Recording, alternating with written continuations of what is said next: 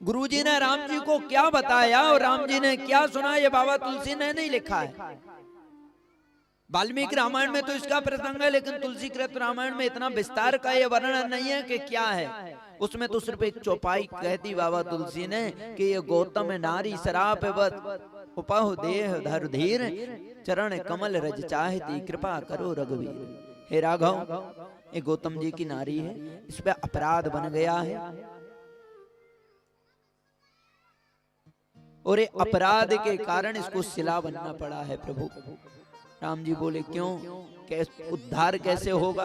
तो बोले प्रभु आपके चरणों की इस पर रज गिरेगी ना, आपके चरण रज पड़ जाएगी तो ये मुक्त हो जाएगी। राम जी बोले ऐसा नहीं हो सकता गुरुदेव, एक तो ये ब्राह्मणी, दूसरा इतने महान संत की ये पत्नी अर्धांगिनी है। सरकार आपको पता है कि हम किस वंश से आते हैं।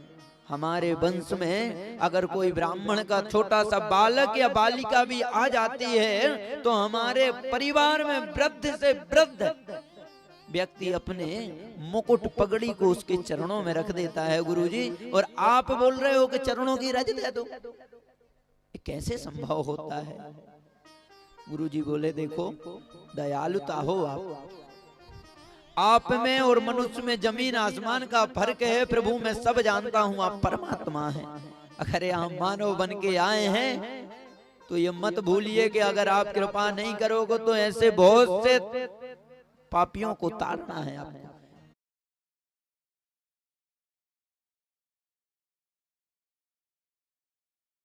पापियों को तारना है आपको, और अगर ऐसी मधुरता दिखाते रहोगे तो ये तरेंगे कैसे? भगवान को जब गुरुजी ने बताया, आदेश दिया, तो राघव जी ना चाहते हुए भी अपने चरणों को उठाया। पवन देव की कृपा से वो चरणों की रज दो थी वो माता अहिल्या के ऊपर गिरी और माता अहिल्या एक सुंदर नारी के रूप में प्रकट हो गई।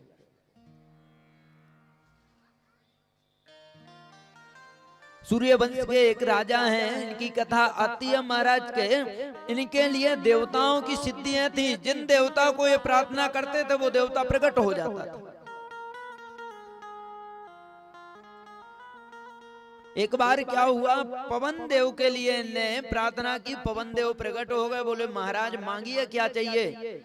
तो महाराज राजा बोले सरकार आप एक ही कृपा करें, ये हमारी जो भारत भूमि है इसमें पुरुषों के साथ साथ हमारी माताएं भी कृषि कार्य करती हैं,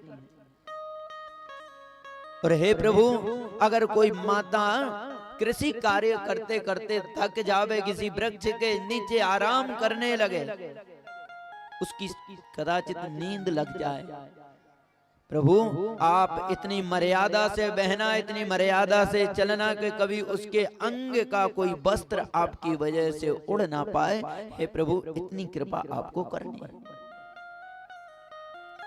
पवन देव बड़े मर्यादित है। पवन देव से प्रार्थना की गुरुजी ने, तो पवन देव की कृपा से उनके चरणों की जो रज थी वो उड़ के माता अहिल्या की उस शिला पर गिरी। अहिल्या प्रकट हो गई। अहिल्या कहती हैं गुरुजी आपने मेरा जीवन धन्य कर दिया, इसीलिए गुरु का महत्व है। देखो पाषाण के लिए भी अगर जीवन दे देता है वो गुरु है। लाखों लोग वहां से निकले, लेकिन क्या किसी को पड़ी थी कि महाराज ये शिला है, इसका उद्धार कैसे होगा?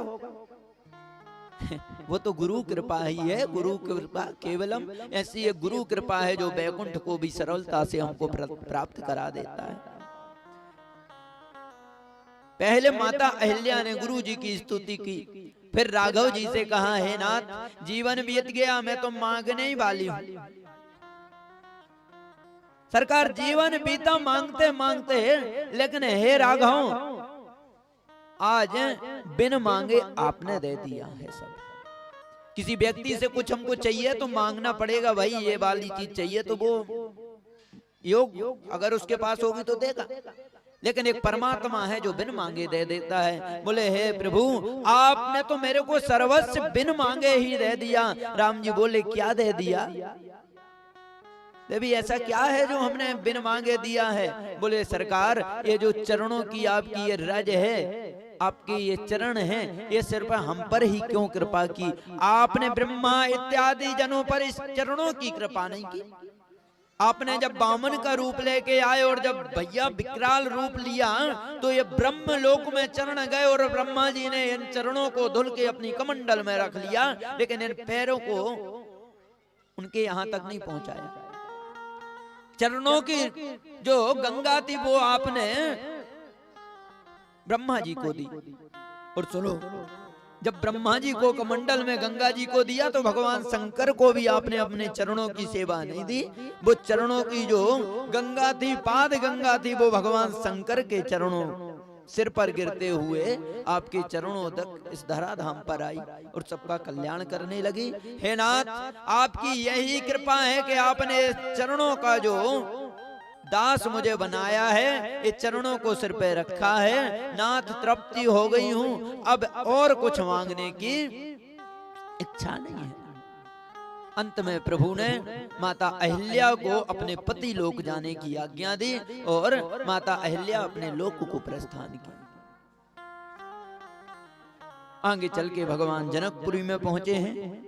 जनकपुरी में जैसे ही मेरे प्रभु को देखा, नर नारियों ने, भक्तों ने देखा तो बातें होने लगी कि गुरुजी के साथ 2 राजकुमार आए हैं, इतने सुंदर हैं कि जीवन में हमने इनके जैसी सुंदरता देखी ही नहीं है।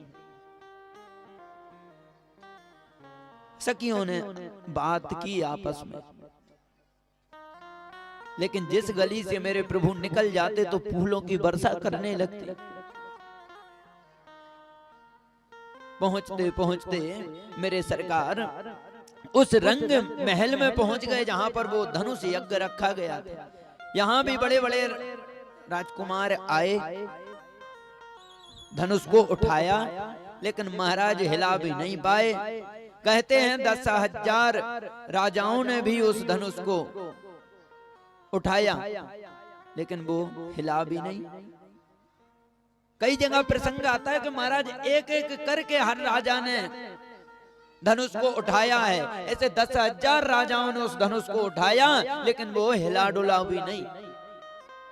एक बात और बताएं, रावण भी आया था वहां, लेकिन रावण ने वो धनुष नहीं उठाया, प्रणाम किया, चला गया। राम जी ने धनुष को उठाया, सलिलता से टूट गया। माता सीता का वरण किया। ये भी बड़ा मार्मिक प्रसंग है कि प्रभु गए तो थे यज्ञ देखने, वहां पर विवाह हुआ और महाराज एक विवाह नहीं हुए, एक ही घर में भगवान का है, यहाँ पे 4 भाइयों का विवाह हो गया।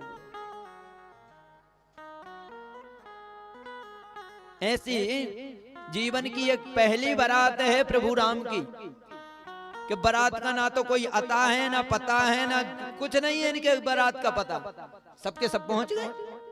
और सुनो, राम जी पहुंचे, राम जी का विवाह तय हो गया। चिट्ठी भेजी दशरथ जी को, यहाँ विवाह करके ही आना है, आप आ जाओ। तो वहां से वो बारात लेके आ गए। पुराने जमाने की बात, बारात की इतनी VIP व्यवस्था थी नहीं कि बस में बैठो पहुंच जाओ। रथों के द्वारा पैदल यात्रा में बारात हुआ करती थी। अब इतनी ज्यादा सेना, सबको एक एक रथ भी देते तो महाराज कैसे व्यवस्था बनती। तो कछु पैदल हैं, कछु रथ के साथ हैं, कछु घोड़े से हैं, कछु हाथी, इस प्रकार से बारात जा रही। और कहते हैं कि ये बारात निकली तो जैसे शोभा यात्रा निकलती है महाराज, ऐसी उससे भी बड़ी बारात। जैसे गांव से ये बारात निकलवे तो उसी गांव के लोग पूछ ले में, भैया कहाँ हो रहे हो, कहाँ जा रहे हो? तो बोल में के बारात में जा रहे हैं। अब इनको लगे कि महाराज, अगर मैं बताऊंगा कि महाराज दशरथ के बड़े बेटा राम का विवाह हो रहा है, उनकी बारात में जा रहा हूं, तो लोग प्रभाव पा लेंगे। सो जिस गांव से गए उसी गांव में पूछा, भैया बारात जनकपुरी जा रही है, पता नहीं है, दशरथ जी की बड़े बेटे का विवाह है, राम जी का विवाह है। अच्छा ठीक है, बहुत अच्छी बारात है। अब ये बताओ दूल्हा कहाँ पे है? अब महाराज इसमें और जा अचंभित बात के बारात तो निकल गई, दूल्हा है नहीं है, बिना दूल्हा की बारात। अब जिससे भी पूछे तो बेचारे कि मैं हम दूल्हा पीछे है, दूल्हा पीछे आ रहा है, जाओ। अब बेचारे बारात निकल गई, पीछे पहुंचे, उन्हें दूल्हा नहीं मिला। आगे वाले फिर गए, पीछे गए, बोले क्यों दूल्हा कहाँ है? बोले दूल्हा, आगे वालों ने क्या बताया है? बोले वो बता रहे थे पीछे है दूल्हा। अरे पीछे नहीं है, बीच में है दूल्हा, बीच में जाओ। बीच में गए, बीच में भी दूल्हा नहीं मिला। इतने में आगे वाले दौड़ के आए, बोले महाराज बड़ा अजीब बारात है, दूल्हा कहाँ है? लोग दूल्हा पूछ रहे हैं। दशरथ जी ने गुरुजी से कहा, गुरुजी दूल्हा। गुरुजी बोले क्यों चिंता कर रहे? गुरुजी सब जानते थे, गुरुजी त्रिकालदर्शी थे। विश्वामित्र वशिष्ठ, ये जो क्षत्रिय विश्वामित्र जी क्षत्रिय वंश के हैं, और महामुनि वशिष्ठ जो हैं वो ब्राह्मण हैं। एक राजसी सुविधाएं बताते हैं, एक पौराणिक सुविधाएं बताते हैं। वशिष्ठ जी के यहाँ गए, बोले गुरुजी कृपा करके बताओ क्या उपाय है? बोले क्यों चिंता करते हो? बारात एक की है, लेकिन लौट के चारों का होना है। एक काम करो, राम जी के जैसे ही भरत लाल जी का दर्शन होता है, भरत जी को आगे कर दो। अब महाराज भरत जी को दूल्हा बना के आगे किया गया, तो आगे गांव में फिर लोग मिले, भैया बारात कहाँ जा रही है? बोले अयोध्या से आई है, जनकपुरी जा रही है, दूल्हा ये खड़े हैं। अब इस बार दूल्हा किसी ने पूछा नहीं, तब भी बता रहे हैं दूल्हा। अरे बोला दूल्हा बहुत अच्छे, बहुत सुंदर दूल्हा है, लेकिन अभी बताओ कौन सी तिथि में तय हुआ है विवाह करना? अबे और सबसे बड़ी बात, बारात चली गई, तिथि का पता नहीं है किस तारीख से विवाह है। बोले ये तारीख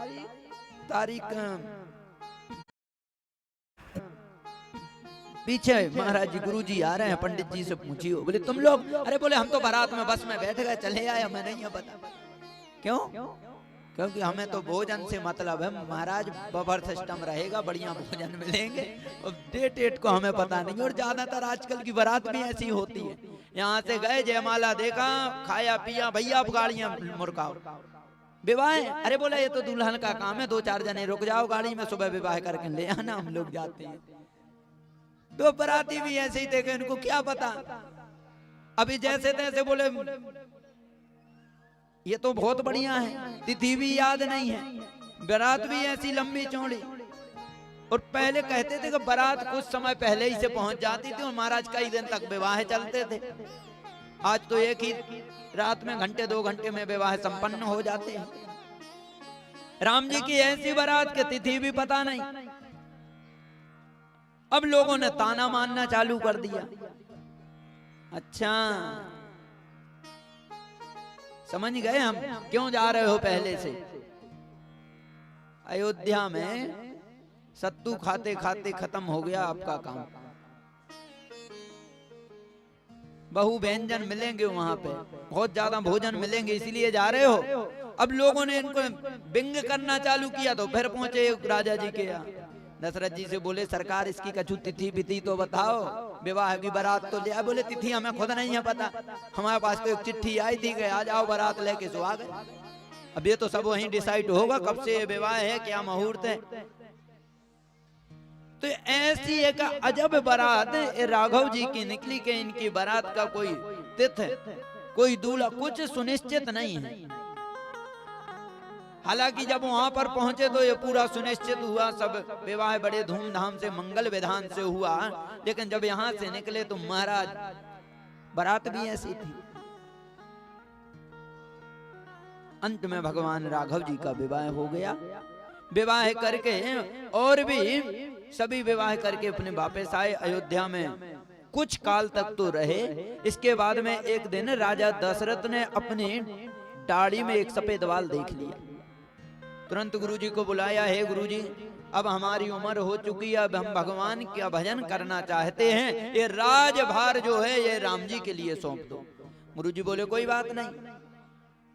तुरंत राम जी को बुलाया गया, विधान बताया, देखो पुत्र कल अगर आज की रात सुनिश्चित अच्छे से निकल जाएगी तो कल आपको राजा बनना है। जमीन में आप बिस्तर में लेटेंगे, फलाहार करेंगे और कल आपका राजाभिषेक हो जाएगा। किसी ने पूछा गुरुजी ने ये क्यों कह दिया कि ये रात अच्छे से निकल जाए? क्योंकि गुरुजी को पहले ही निवेदन है कि त्रिकालदर्शी हैं, वो सब जानते हैं आगे तक की क्या होना है। गुरुजी इस बात को भी जानते हैं कि ये रात जो है ये कुछ ना कुछ करामात करके जानी है। राम जी को समझाया, राम जी ने तुरंत देवताओं को बुलाया, देवताओं से कहा भाई क्या करना चाहते हो तुम? देवता बोले अब बताओ सरकार क्या। देखो देवता भी बड़े विचित्र हैं। देवता जब याद करते हैं जब इन पर कष्ट आता है। सुख में तो भगवान को भूल जाते हैं। हम मानव और देवताओं में कोई अंतर नहीं है, हमारा भी यही स्वभाव है और देवताओं का भी यही स्वभाव है। हम लोग भगवान का भजन भी करेंगे तो महाराज स्वार्थ के साथ करेंगे। मंदिर में जाएंगे तो महाराज जूता चप्पल भी ऐसी जगह उतारेंगे कि दोनों एक साथ दर्शन होते रहें। इस साइड करें तो महाराज चप्पल दिख जाए, सामने भगवान दिख जाए, ऐसे भक्ति करें। एक महाराज भक्त बड़ो जोर को गौ वृंदावन बिहारी जी के दर्शन के लिए तो पहुंच गया, नया जूता लेके पहुंचा। अब उसने जूता उतार दिए बाहर। अब वृंदावन में जो बिहारी जी का मंदिर है उसमें गेट अलग अलग है, एक निकलने का एक जाने का। सो महाराज उतार के जूता उसी गेट से अंदर गया, दर्शन किया, दर्शन करके बड़ा मुक्त हुआ और वापस आया। वापस आए तो सामने देखे कि इसके जूते नहीं है, जूते कोई चोरी करके ले गया। अब जब इसने देखा कि जूते नहीं है तो महाराज उसी गेट से वापस जाने लगा। जो गेट में जो था उसने रोका, कहाँ जा रहे हो? अरे बोले तुम दूर हो, नुकसान हो गया हमारा। अरे बोले क्या हुआ? अरे बोले कोई जूता चोरी कर ले गया। तो बोले अंदर क्यों जा रहे हो? अरे बोले शिकायत करने जा रहे हैं, दर्शन करने आया था, तुम्हारे जूता कोई ले गया, हम जूता दे दो। अब उसको भी लगा कि ऐसे पागल आते रहते हैं। बोले ठीक है जाओ अंदर। ये भक्त गया दर्शन करने के लिए, भगवान का दर्शन किया, चरण देख के वापस आ गया। उसने फिर पूछा क्यों मिल गए जूता? कह रहा है शिकायत। अरे बोले फिर हमारा मन पलट गया, मैंने शिकायत नहीं की। बोले क्यों? अरे बोले क्या बताऊं, उनके खुद कोई चोरी कर ले गया है, वो भी बिना जूता के खड़े हैं अंदर। हम तो यहाँ छोड़ के गए थे, यहाँ से चोरी की हूं तो पैरों से उनका जूता चला गया। तो ऐसे भी भक्त हैं।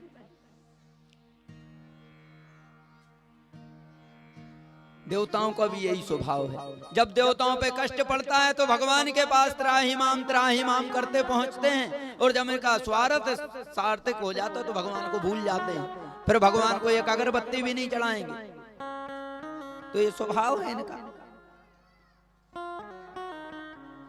इंद्र को देखो, जब इसे मौका मिलता है अपराध करने लगता है। माता अहिल्या पर इसकी क्रुद्ध देखो, इतना ऊंचा देवताओं का राजा है इंद्र, लेकिन इसकी सोच देखो, माता अहिल्या पे कुबुद्धि डाली। ऐसे ये काम करता रहता है इंद्र उल्टे सीधे। लेकिन फिर भी कहते हैं कि जब पुण्य जब तक रहते हैं उस समय तक स्वर्ग का सुख मिलता है। पुण्य समाप्त, स्वर्ग से नीचे फेंक दिया जाता है, फिर महाराज यहीं जमीन पे रहना पड़ता है। देवताओं को बुलाया, अगर ऐसे ही बैठे रहोगे तो कल हम राजा बन जाएंगे, फिर हो गया तुम्हारा कल्याण। देवता दौड़े दौड़े गए माता सरस्वती के यहाँ, माता राम जी कल राजा बन जाएंगे। माता सरस्वती कहती है तो बहुत अच्छी बात है, कम से कम हमारे राघव जी राजा बनेंगे। अरे बोले राजा बनेंगे लेकिन गड़बड़ हो जाएगा। माता बोली क्या चाहते हो तुम? तुम्हारे आचार विचार ठीक नहीं दिख रहे हैं। अरे बोले हाँ, चाहते तो ये हैं कि राम जी के लिए 14 वर्ष के लिए राम वनवास भेज दो और भरत लाल जी के लिए राजा बना दो। यहाँ पर माता सरस्वती ने इन देवताओं को बड़ी फटकार लगाई।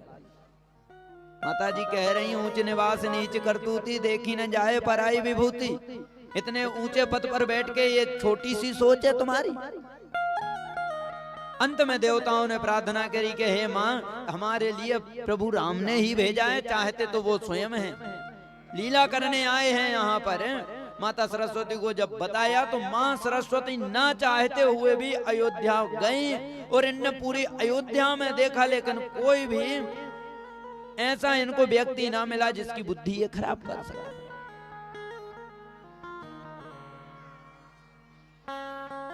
कैकई माँ को जितना बुरा हम लोग समझते हैं ना, इतनी बुरी नहीं है वो। कैकई जितना भगवान राम से प्रेम करती हैं उतना तो शायद माँ कौशल्या भी नहीं करती हैं। जानते हो, जब छुट्टी होती है ना महीने भर की, तो बच्चा अपने अपने मामाओं के यहाँ जाते हैं। इस प्रकार भरत, लक्ष्मण, शत्रुघ्न ये अपने अपने मामा के यहाँ घूमने निकल जाते हैं। लेकिन मेरे राघव के लिए माता भेजती नहीं है मामा के यहाँ, खुद जाती हैं और लेके वापस आ जाती हैं। इतना प्रेम करती है माँ कैकेयी।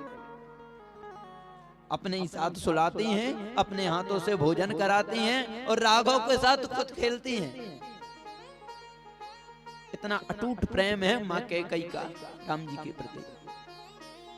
एक बार माता जी भोजन करा रही थी राम जी को। राम जी भोजन करते करते माता जी से पूछने लगी कि हे माँ, अगर हम आपसे कुछ मांगे तो क्या आप दे सकते हो? माँ कैकेयी बोली, हे राघव, तेरे को मांगने में देर होगी लेकिन मेरे को देने में देर ना होगी।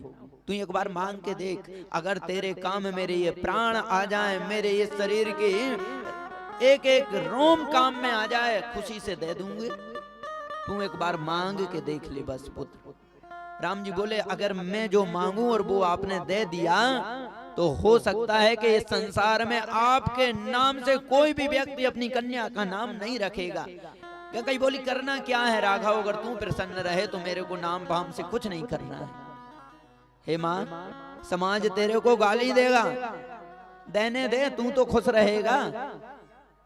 माँ, अगर मेरे वरदान को तुमने दे दिया तो हे माँ, तेरे को हो सकता है कि वैधव्य रूप भी देखना पड़े, विधवा भी होना पड़ सकता है। कुछ समय तक तो इस बात पर विचार किया कैकेयी ने। इसके बाद में कहती है, हे राघव, अगर ये भी विधाता को मंजूर है तो ये भी करने के लिए तैयार हैं, लेकिन जो तेरे को चाहिए मांग ले। अंत में राम जी बोले, हे माँ,